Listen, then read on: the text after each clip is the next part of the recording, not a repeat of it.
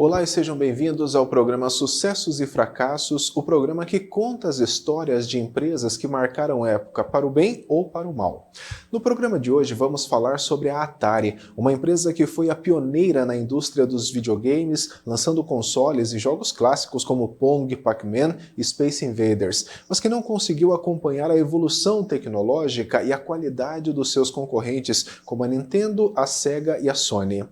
A Atari foi fundada em 1972 por Nolan Bushnell e Ted Dabney, dois engenheiros apaixonados por jogos eletrônicos. Eles criaram o primeiro jogo de sucesso da empresa, o Pong, um simples jogo de tênis de mesa que podia ser jogado em uma televisão. O Pong foi um sucesso instantâneo e levou a Atari a lançar o seu primeiro console doméstico em 1975, o Atari Home Pong. A partir daí, a Atari começou a dominar o mercado de videogames, tanto nos arcades quanto nas casas dos consumidores. Em 1977, lançou o Atari 2600, o console mais popular da época, que permitia trocar os cartuchos de jogos e tinha uma biblioteca de mais de 500 títulos. A Atari também investiu em licenciar jogos famosos de outras empresas, como o Pac-Man e o Space Invaders, que se tornaram fenômenos de vendas.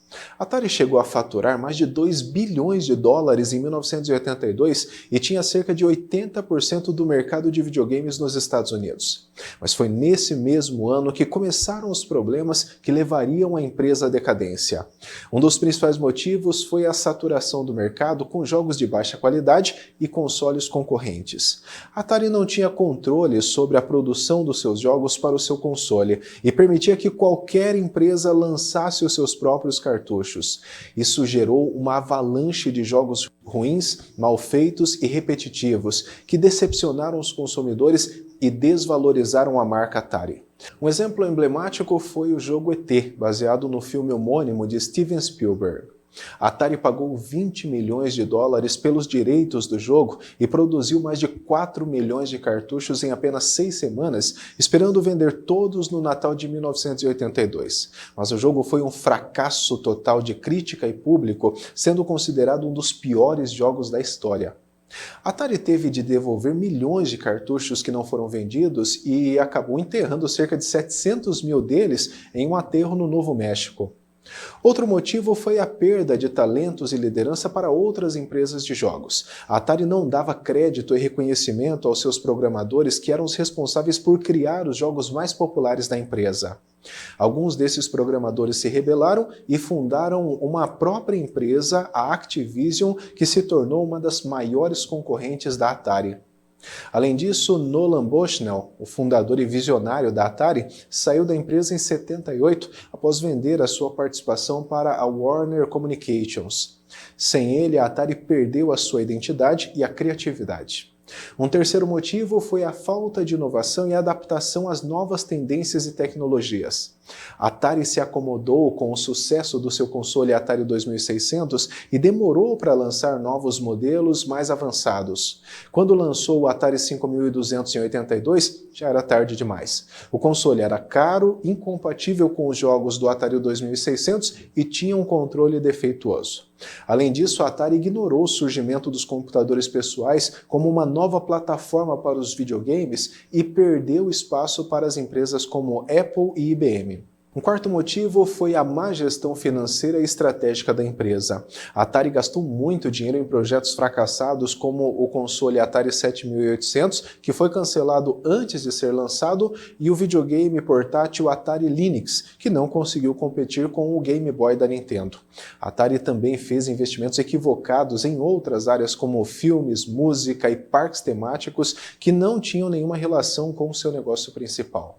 A empresa também sofreu com a interferência da Warner Communications, que não entendia o mercado de videogames e tomava decisões erradas. Um quinto motivo foi a competição acirrada de empresas como a Nintendo, a Sega e a Sony, que ofereciam jogos e consoles mais avançados e populares na época. A Nintendo lançou seu console, o NES, em 85, que revolucionou o mercado com jogos como Super Mario Bros., Legend of Zelda e Donkey Kong. A Sega lançou seu console, o Master System, em 86, que tinha gráficos superiores ao NES e jogos como o Sonic e Alex Kidd. A Sony lançou seu console, o PlayStation, em 1994, que tinha um leitor de CD-ROM e jogos como Final Fantasy, Resident Evil e Gran Turismo. Essas empresas conseguiram conquistar os consumidores com jogos de qualidade, personagens carismáticos, controle de produção, inovação tecnológica e marketing agressivo. A Atari não conseguiu acompanhar essas mudanças e ficou para trás. A Atari entrou numa crise em 83 e nunca mais se recuperou. A empresa passou por várias reestruturações, falências e mudanças de propriedade ao longo dos anos, mas nunca mais conseguiu voltar ao seu antigo esplendor.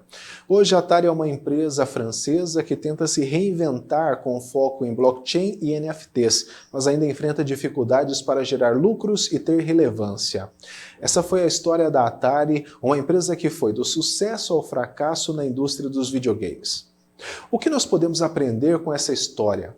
Quais são as lições que os empreendedores e os empresários de hoje podem tirar sobre o caso da empresa? Algumas possíveis lições são: não se acomode com o sucesso e esteja sempre atento às mudanças do mercado e às necessidades dos consumidores. Valorize os seus talentos e reconheça o seu trabalho. Inove constantemente e busque novas tecnologias e oportunidades. Tenha uma gestão financeira e estratégica eficiente e alinhada com o seu negócio principal. Não subestime os seus concorrentes e saiba se diferenciar deles. Estas são algumas dicas que podem ajudar a evitar a falência e uma recuperação judicial como a Atari teve. Mas lembre-se, nem sempre é possível prever ou evitar as dificuldades que podem surgir no caminho do empreendedorismo. Por isso é importante ter resiliência, persistência e flexibilidade para enfrentar os desafios e buscar novas soluções. Esperamos que você tenha gostado do programa de hoje. Até a próxima!